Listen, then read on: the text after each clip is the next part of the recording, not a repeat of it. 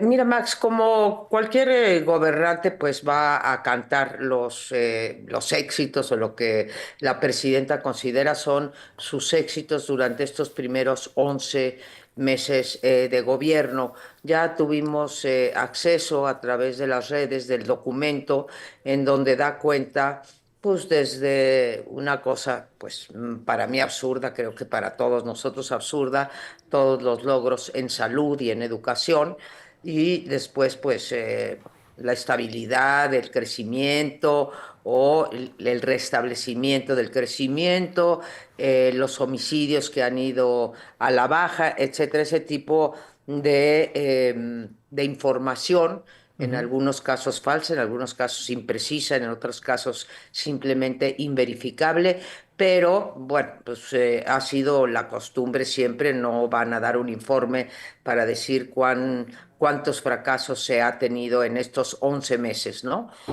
Entonces, esperamos lo de siempre. Creo que va a jugar un papel muy importante en el discurso de la presidenta Sheinbaum, el día histórico para ella, histórico positivamente, creo que para muchos de nosotros, histórico negativamente del cambio en el Poder Judicial. Eh, en fin, aunque tienen razón los que dicen que hay que mirar para adelante, porque esto pues ya es un hecho consumado, creo que no hay que dejar de poner el dedo en el renglón de que esto fue un despropósito, que no tiene nada que ver con la democracia ujú. y que tendremos un poder judicial con los mismos o peores niveles de corrupción y nepotismo y además no tendremos la profesionalización. Quiero insistir que creo que hay muchísimos, cientos de jueces, magistrados y ministros que han mostrado, pues, no sé, su amor a la justicia, su amor al Estado de Derecho, en fin, han hecho lo posible. Desde luego no comparto que el Poder Judicial sea corrupto, pero encima de esto vamos a tener, pues, cuando menos a la mitad del Poder Judicial, sobre todo el de contacto directo con la ciudadanía, lo vamos a tener mucho menos profesionalizado de lo que teníamos antes. Creo que esto va a figurar de manera prominente. También creo, por lo que he visto, que va a tener un buen gesto con la iniciativa privada, con los empresarios, sobre todo con los grandes empresarios que se han comprometido con el plan por México. Todavía esto no lo vemos. Ujú. Y hablará de la pobreza, aunque no fue un logro de Claudia Sheinbaum, sino un logro que viene, vaya, las mediciones de pobreza son del 24 max. Por ahí creo que viene.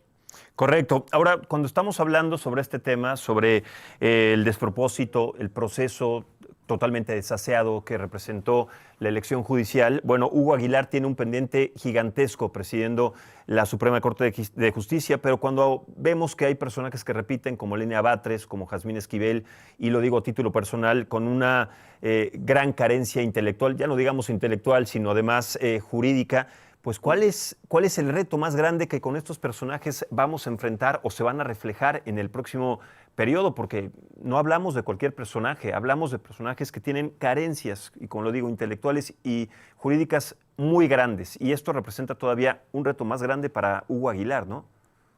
Muy grandes, como ya lo han demostrado Lenia Batres, tanto en digamos, en sus ponencias, Ujú. en su forma de hablar, en sus posiciones políticas. Nunca tuvo ni una carrera, si tú te fijas, antes el Poder Judicial estaba como balanceado Sí. entre constitucionalistas que Ujú. podían venir de la academia, pero que su especialidad era el derecho constitucional, y personas que venían de la carrera judicial. Bueno, ella ni uno ni otro. Creo que bueno, sus intervenciones han sido las que hemos visto y los retos, no solamente para Hugo Aguilar, que también tiene, pues creo, ya lo irá demostrando, pero tiene las mismas carencias que tiene Lenia Batres con respecto a lo que es un tribunal supremo. No, digo, no sé si haya pisado algún tribunal más allá de defender los derechos indígenas, de lo cual, pues qué bueno, es positivo, pero el puesto que está ocupando es decidir sobre los asuntos más importantes de este país y su constitucionalidad, su apego al derecho, en fin. Eh, a diferencia de López Obrador, creo que la presidenta Sheinbaum no tendrá tantos problemas con sentencias contrarias a la voluntad del Ejecutivo. Digámoslo sin ambajes, Max, Ujú. vamos a tener una corte, un tribunal de disciplina y muchos jueces y magistrados totalmente subordinados al poder de los poderes. Ese que Andrés Manuel López Obrador prometió desaparecer y que no solamente no desapareció, sino lo fortaleció muy por encima, digamos, de los últimos 35, bueno, 31 años llevaba la Corte, pero de los últimos 40 años de democratización de este país y de ponerle frenos al poder ejecutivo. Y el riesgo gigantesco que esto representa para el otro tema que es muy importante, que es el de seguridad, porque con una Suprema Corte de Justicia, con jueces y magistrados a modo, pues la impunidad, queremos pensar, y ojalá no sea así, pues se va a reflejar de una manera mucho más categórica que en otros años. Ahora, yo tengo que recordar que por el último informe de gobierno que escuchamos de Andrés Manuel López Obrador, que fue verdaderamente, y lo digo así, perturbador, cuando habló del sistema de salud pública, que dijo una vez más, señaló que estábamos igual o mejor que Dinamarca, sigue siendo uno de los reflejos de las carencias más grandes que hay en nuestro país, el sistema de salud pública. Gente sin medicina, niños sin tratamientos oncológicos.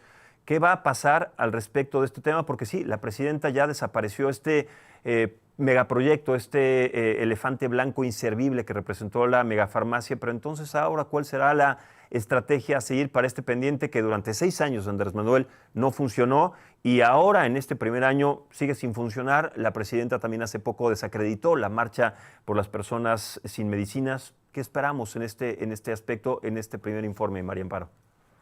Mira, creo que va a ser un esfuerzo por esto de la distribución de medicinas. Yo deseo que pues vaya bien, pero ahora vamos a tener no la mega farmacia, vamos a tener las farmacias del bienestar, así Ujú. como tenemos el chocolate del bienestar y la miel del bienestar y el café del bienestar y Ujú. alimentación para el bienestar, que es el que sustituyó a Segalmex y que ya pues incurrió en un mega fraude como Sí. se mostró hace un par de semanas. En términos de salud, para concretarme a tu pregunta, Max, Ujú. creo que el mejor ejercicio que podemos hacer tú y yo es ver estrictamente cuál es el presupuesto dedicado a salud.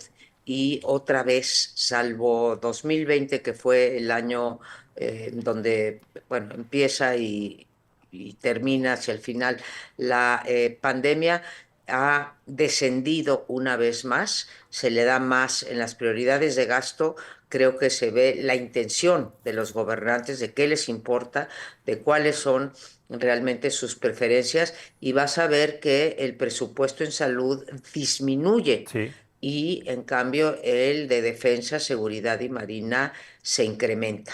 Entonces, creo que con esto, más que contesto tu pregunta, no veo qué van a hacer con el sistema de salud si no están metiendo dinero. Luego tendríamos que ver si el dinero se gasta correctamente, pero por lo pronto no están metiendo dinero en este presupuesto del 25, el que está corriendo. Vamos a ver cómo viene el presupuesto del 26, Ujú.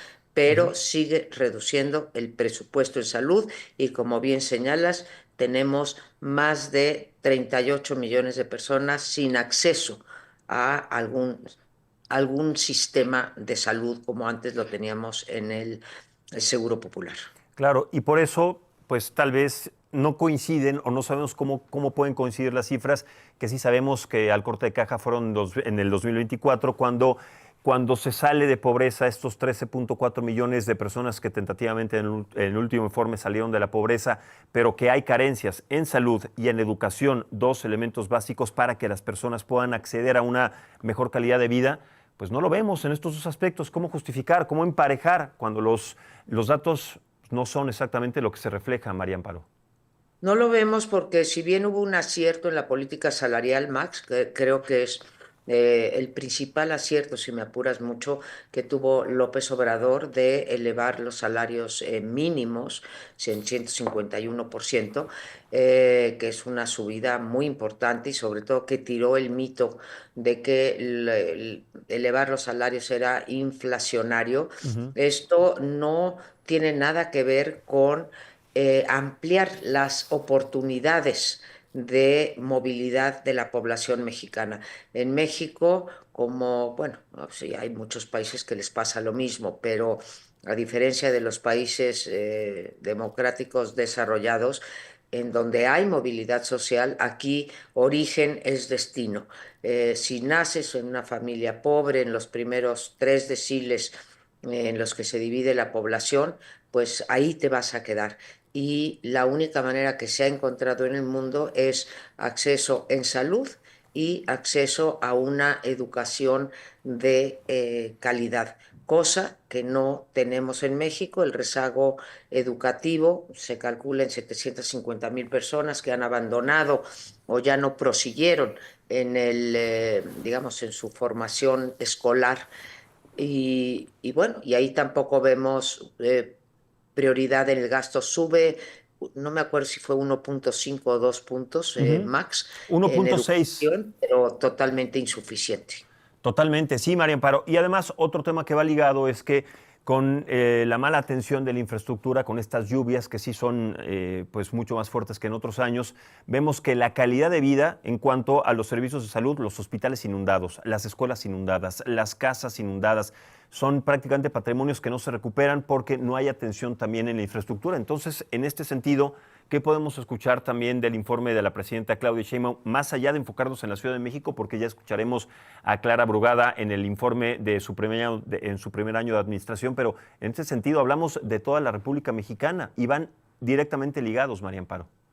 Otra vez, Max, perdóname que Ujú. me refiera al presupuesto en Sí, prioridades de gasto, tanto en cantidad como a dónde se está dirigiendo el gasto. Lo que vemos, por ejemplo, es las mismas prioridades de a qué parte de la infraestructura habría que estar metiéndole dinero y a lo que le están metiendo de dinero, a lo que le están metiendo recursos públicos es una vez más a los trenes, ¿sí? Es la misma línea sí. de obra pública, tenemos 6 o 7 distintas líneas de trenes de pasajeros y de carga cuando, pues según la mayor parte de los economistas, en donde tendríamos que estar invirtiendo es en ciencia y tecnología, en darles mejores condiciones a las empresas para que eleven la productividad, incrementen el empleo, pero no, lo que vemos es en los 14 eh, rubros de infraestructura, lo que estamos encontrando es que 11 van para los famosos trenes, uno para obra hidráulica y el otro se me va en este momento, pero no hay un verdadero, ni aún con los corredores industriales que son, no dejan de ser una promesa y el Plan México, que no deja de ser también una promesa, no estamos viendo lo que requiere la industria mexicana, que es mucha inversión en electricidad, en energía, en agua, desde luego en logística interna y externa, o sea, hacia el exterior, para Ujú. aprovechar el famoso nearshoring o la relocalización.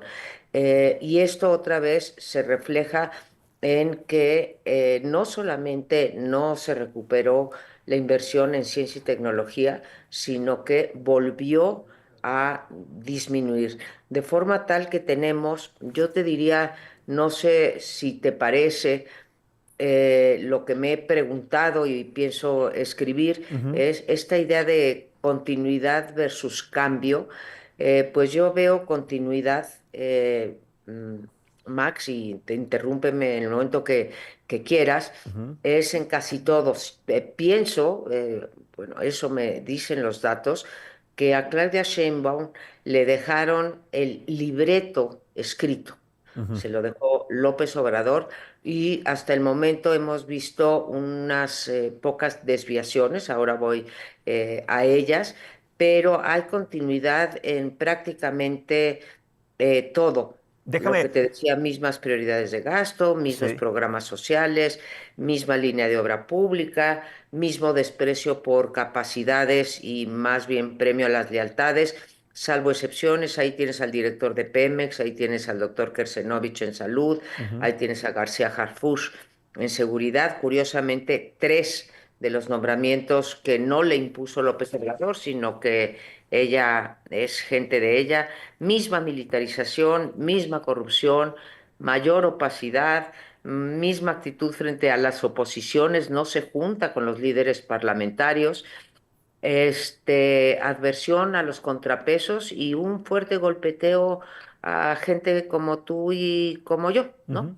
Sí, en ese sentido, totalmente, porque además con la ley censura, en donde todos nosotros, tú, yo, todos los periodistas y medios de comunicación somos señalados, somos acosados, somos cuestionados cuando exponemos simplemente los datos y la verdad, eso deja mucho que desear. Pero platicabas un momento, María Amparo, con Roy Campos, y él dice que sí se ha desmarcado un poco de esta herencia oscura que dejó Andrés Manuel López Obrador, un poco, y que se puede ir desmarcando más año con año, vamos a ver si le alcanza. Pero sobre todo en los términos de estrategia de seguridad, él decía, no sé si tú coincides, que la estrategia ha cambiado. Omar García Harfuch ha sido un eje muy importante, un eje en donde se han dado a conocer operativos que no han sido suficientes, pero que han marcado un poco la tendencia separada y alejada de lo que tenía Andrés Manuel López Obrador, de esta irascible y además inútil propuesta de abrazos no balazos. Ahora es un poco distinto en esto, que es algo bueno que tenemos que ver con la presidenta. ¿Qué opinas al respecto de esto, María Amparo? Coincido plenamente con mi amigo y colega Roy Campos. Ujú. Fue un acierto. En primer lugar, le dejaron, bueno, pues como decía, en paz descanse Carlos Ursúa, exsecretario de Hacienda, le dejaron un cartucho de dinamita prendido en las manos a Claudia, ¿sí? Sí. Le dejaron un país mucho peor que el que recibió. En términos de violencia y crimen organizado, que hay que distinguir, Max, ahora voy a eso, Ujú. pero ahí sí operó un cambio, eh, pues casi de 180 grados, no es de fácil resolución, pero creo que ahí fue muy valiente y mostró que sí se puede diferenciar de su predecesor o de su antecesor. Dejó fuera abrazos no balazos. Ahí hay un solo cuestionamiento que me gustaría hacer, Ujú. diciéndote que es un cambio y un cambio positivo, que es el de las cifras de homicidios. En efecto, han bajado las cifras de homicidio, pero en la misma eh, magnitud que han bajado los homicidios, han subido los desaparecidos. Y ahí tenemos un signo de interrogación muy grandote, muy grandote, Max. Ujú. Y hay otras dos en que yo diría que no son continuidades. Uno es la relación con Estados Unidos, Ujú. digamos, hay una mayor cooperación, hay un restablecimiento del diálogo con ciertas agencias como es la DEA, como es el FBI, Ujú. y hay diálogo y puentes. Esto no quiere decir, digo, no es que nos traguemos lo de la soberanía. En esta relación tenemos la posición, pues, de mayor debilidad entre las dos partes y todavía estamos por ver qué pasa, sobre todo con una persona como Donald Trump en la presidencia. Y el tercer posible cambio, que Ujú. tampoco tenemos que echar las campanas al vuelo, Max, es Pemex y CFE. Sí. Y te digo, ahí también habría una gran interrogante, porque no sabemos, primero dijeron que el fracking sí, no lo frasearon así, dijeron alternativas, pero después como que se echó para atrás y la CFE sigue teniendo lo mayoritario, Ujú. pero hay un buen programa para sanear a Pemex. En fin, veremos si este cambio de empresas productivas del Estado a empresas del Estado tiene lo que se requiere, también de muy difícil solución. Pemex sigue perdiendo, pero Estoy segura que reconocerá la presidenta Sheinbaum todo el trabajo que hizo López Obrador. A mí me sigue pareciendo, Max, que el peor legado de estos 11 meses Ujú. es haber concretado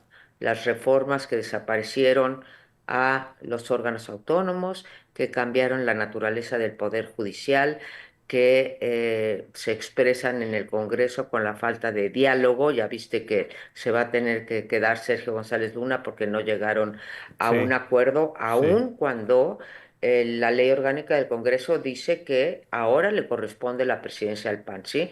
Pero como tienen la mayoría de 2/3, o se saltan la ley, o Ujú. bien tienen todavía hasta el 5 de septiembre, hay que decirlo, pero pues están poniendo sus moños con quién puede tomar ese puesto. Entonces, la parte de la absoluto declive de un sistema democrático hacia una autocracia, a mí, Max, me preocupa mucho. Y junto con eso, la falta de una visión de Estado, de realmente un programa de recuperación económica, de desarrollo, de prosperidad. No veo esa altura de miras en materia económica. Sí, qué bueno que tocas ese tema, María Amparo, porque ese es uno de los pendientes que más nos preocupan a todos.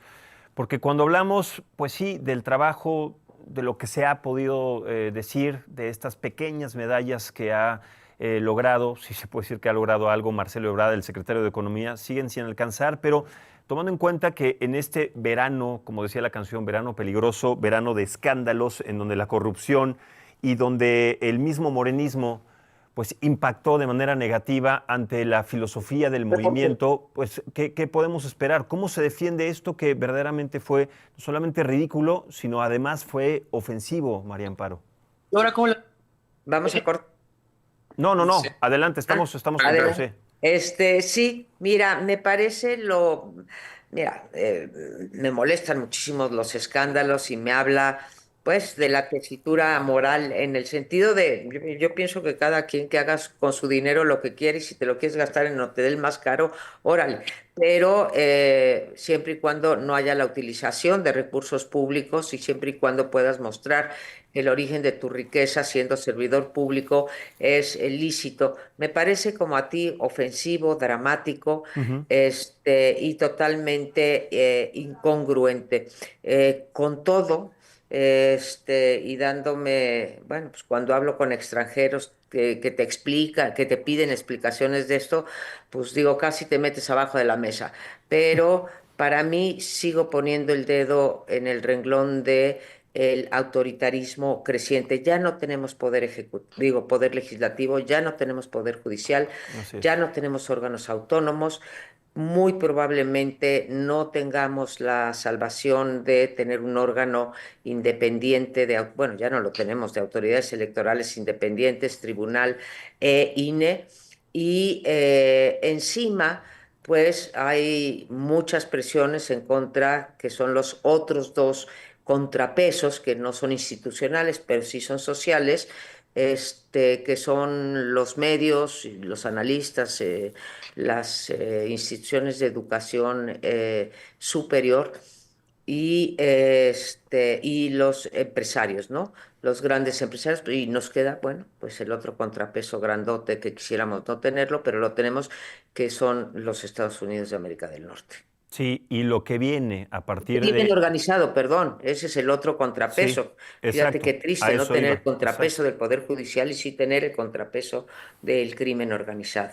Sí, eso es verdaderamente dramático y es parte de lo que con lo que nos vamos a enfrentar el resto de este año y en los próximos años de la administración, sobre todo en la relación bilateral con Estados Unidos y con todas las diferencias que hay con Donald Trump y con la imposición que ha dado de los aranceles sobre los temas de seguridad concretamente y que están lejos de resolverse.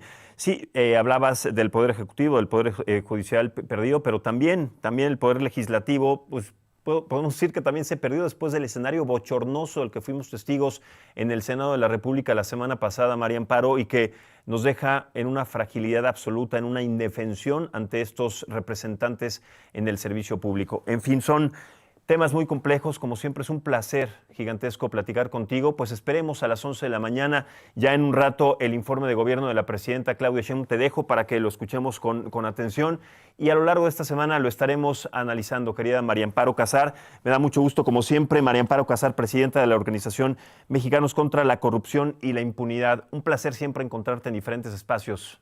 Abrazo. Gracias. Podemos seguir por tu canal, podemos seguir el informe, ¿verdad? Sí, sí, sí, definitivamente. Ahí nos pueden seguir y vamos a llevar todo el informe y después pues los análisis pertinentes de cada uno de los puntos que se hayan tocado, María Amparo.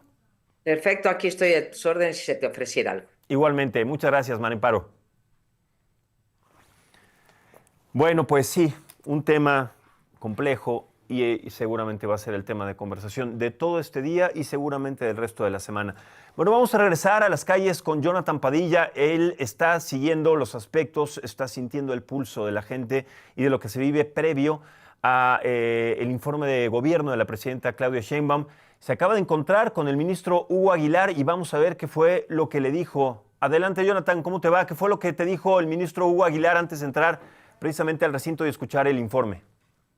Así es, Max, pues fuimos testigos de pues un momento, digamos, histórico, porque Hugo Aguilar pintó su raya frente a Manuel Velasco, digamos, legislador del Partido Verde Ecologista de México. Íbamos llegando aquí a Palacio Nacional precisamente para ingresar, como se acreditó a la saga oficialmente para el primer informe de gobierno de la presidenta Claudia Sheinbaum. Tuvimos la mala noticia de que pues no aparecemos, ¿no?, dentro de los medios de comunicación enlistados, al igual que otros compañeros de otros medios que pues de la nada casualmente no aparecen el día de hoy de aquí del informe de gobierno. Entonces, mientras caminábamos justamente aquí en los alrededores de Palacio Nacional, iba pasando el ministro presidente Hugo Aguilar, ministro presidente electo. Él lo reafirma, todavía no es constitucional, por así decirlo, u oficial, sigue siendo electo, y al mismo tiempo caminaba por el lugar Manuel Velasco, el legislador del Partido Verde. Nosotros le preguntamos cuál iba a ser el diálogo que iban a tener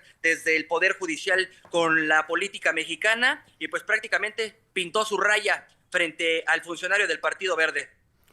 Qué raro, pues mira, tomando en cuenta cómo es que se han llevado a cabo, pues sobre todo los últimos señalamientos, el hecho de que no aparezcan en la lista, pues yo estoy seguro que no es un descuido, es un claro